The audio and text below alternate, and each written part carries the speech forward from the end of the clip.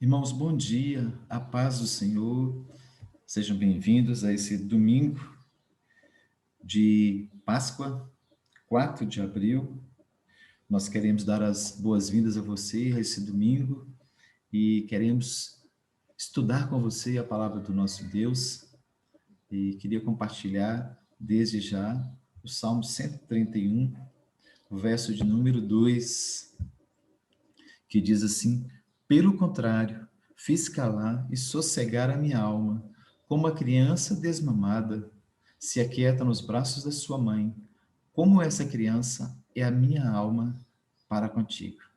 Esse é o texto que nós queremos usar nessa manhã, na nossa reflexão, e eu acredito que ele será de muita valia para nós, porque ele traz situações, imagens e aprendizados que são extremamente oportunos para esses dias que estamos vivendo. E o texto fala de uma criança que, ao ser desmamada, ela se acomoda nos braços da sua mãe e descansa no cuidado da sua mãe. E a gente sabe, nós sabemos que as aflições, os problemas, as adversidades atingem toda a raça humana. Haverá sempre momentos do desmame, que nós seremos desligados daquelas coisas que são importantes e agradáveis para nós. E a presença dessas intempéries é inevitável, né? É algo que nos atinge a todos. Entretanto, nós podemos reagir a elas de forma madura e confiante também. A nossa fé é colocada à prova nesses momentos, e as nossas atitudes revelarão se já somos uma pessoa madura na fé. Hoje eu quero falar de 3 atitudes que demonstram nossa maturidade na fé. E a primeira delas é saber interpretar e conviver com as limitações que a vida impõe. A gente precisa saber o momento de guardar silêncio, de nos acomodarmos às condições que Deus está colocando sobre nossa vida. O profeta de Jeremias, diante do cerco de Jerusalém, diante do cativeiro, ele entende que ele precisava aceitar, acomodar-se àquela situação. E ele diz no Lamentações, no seu livro de poesias, capítulo 3, verso 26 a 29, ele diz: bom é aguardar a salvação do Senhor, e isso em silêncio. Bom é para o homem suportar o jugo na sua mocidade. Assente-se solitário, fique em silêncio, porquanto esse jugo Deus pôs sobre ele, põe a boca no pó, talvez ainda haja esperança.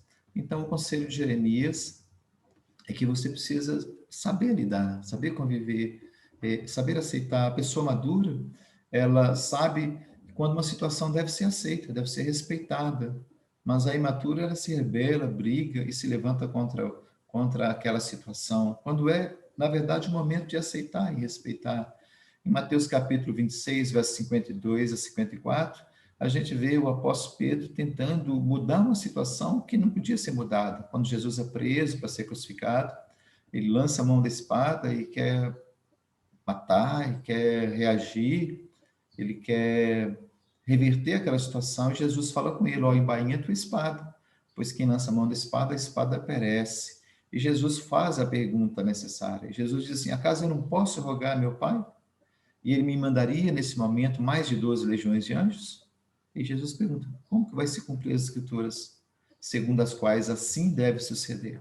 Então, aquilo fazia parte do plano de Deus, né? E a prisão de Jesus fazia parte desse projeto. Era uma limitação que ele e que os discípulos precisavam aceitar e entender. Então, nossa condição, irmãos, biológica, sociológica, espiritual, ela exige esses momentos, as mudanças, as adaptações, as transformações.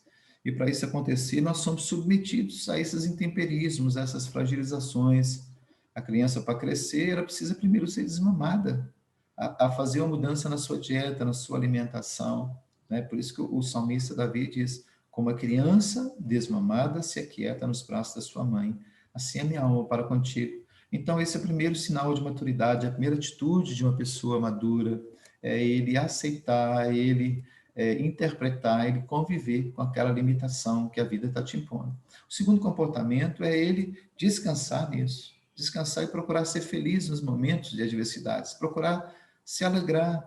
A pessoa imatura na fé, ela permite que os momentos de adversidade transformem ela numa pessoa madurada e infeliz ao longo de toda a vida. Momentos de tristeza é normal e é necessário na nossa vida, mas nós não precisamos viver tristemente, não precisamos viver amargamente. A gente vê, por exemplo, uma mulher amarga, que é Noemi, ela se torna uma pessoa amarga. E em Ruth, capítulo 1, ela dá vazão a esse sentimento. Ela diz assim: porém, ela lhes dizia: não me chameis Noemi, chamai-me Mara, porque grande amargura me tem dado Todo-Poderoso. Observe que ela não queria mais ser uma pessoa feliz, não queria ser mais uma pessoa alegre. É claro, ela havia muitos sofrimentos na vida dela, havia perdido o marido, os filhos, realmente foi uma tragédia na vida dela.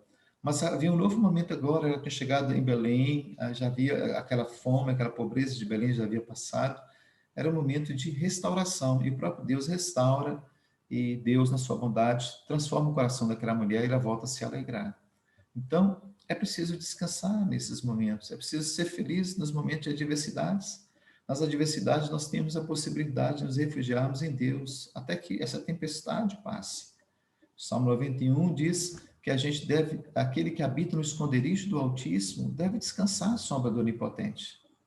E fazer dele o seu refúgio, o seu baluarte, o Deus em quem você confia, porque livrará do laço do passarinheiro e da peste perniciosa. E é exatamente isso que a gente precisa fazer, irmãos, nesses dias difíceis. Né? A maturidade não é garantia que nós não vamos passar pela tribulação, pela aflição, mas é a certeza de que nesses momentos há uma provisão de Deus, uma provisão de consolo, de proteção e de alegria, e cuidados em geral, da parte de Deus. E para quem está do nosso lado também. Deus cuida de nós e cuida das pessoas que estão do nosso lado. Em 2 Coríntios, esse texto é fantástico, capítulo 1, o apóstolo Paulo, ele explica que as tribulações, as aflições na vida dele fazia parte de um propósito de Deus. E ele fala em 2 Coríntios 1, verso 3: bendito seja o Deus e Pai de nosso Senhor Jesus Cristo, Pai de misericórdias, o Deus de toda consolação. É Ele quem nos conforta em toda a nossa tribulação, para podermos consolar os que tiverem qualquer angústia, com a consolação que nós mesmos temos sido consolados. Então, observe que Paulo está dizendo: olha, eu tenho sofrido, tenho passado por aflições, mas isso vai promover o bem-estar de outras pessoas. Eu sou consolado nas aflições, Deus cuida de mim, Deus me dá paz, e eu posso depois compartilhar isso com outras pessoas que estão passando por situações iguais. Olha só como é que é fantástico, como é que Deus é bom, e a gente pode descansar e pode se alegrar nesses momentos de adversidade. Não é se alegrar com a adversidade, é se alegrar em Deus. E a terceira atitude? A terceira atitude é você aproveitar as limitações e as intempéries para crescer na vida. Ou seja, você foi desmamado, aproveita isso para crescer, aproveita isso para amadurecer, e aproveita isso para progredir na sua relação com Deus, no seu conhecimento da vida. Essa é a terceira atitude, é aproveitar as limitações e as intempéries para crescer na vida. A pessoa imatura, ela quer permanecer a vida inteira no estágio em que se encontra. Ela não tem desejo de crescer. E o escritor aos Hebreus, no capítulo 5, no verso 12, ele questiona exatamente a igreja dos Hebreus, que queria continuar a ser criança, que não queria amadurecer, que não queria progredir na vida. E ele diz assim, Hebreus 5, verso 12: pois com efeito, quando devias ser mestres, atendendo ao tempo decorrido, tendes novamente necessidade de alguém que vos ensine de novo quais são os princípios elementares dos oráculos de Deus. Assim vos tornastes como necessitados de leite, e não de alimento sólido. Observe que a igreja da Judéia, a igreja dos Hebreus, eles queriam permanecer na imaturidade, queriam continuar ali como crianças, queriam continuar como aquela criança que não quer ser desmamada. Mas a pessoa madura não é assim. Quem é maduro na fé, ele não nega a realidade do sofrimento, mas entende que através desse sofrimento, Deus vai permitir que coisas boas sejam alcançadas. Né? O apóstolo Paulo, na carta aos Filipenses, no capítulo 3, verso 12 a 14, ele estava preso e diz assim: olha, gente, o que tem me acontecido tem contribuído para o evangelho, para o reino de Deus. Ele diz assim: olha, quero ainda, irmãos, cientificar-vos de que as coisas que me aconteceram têm antes contribuído para o progresso do evangelho, de maneira que as minhas cadeias em Cristo se tornaram conhecidas de toda a guarda pretoriana e de todos os demais.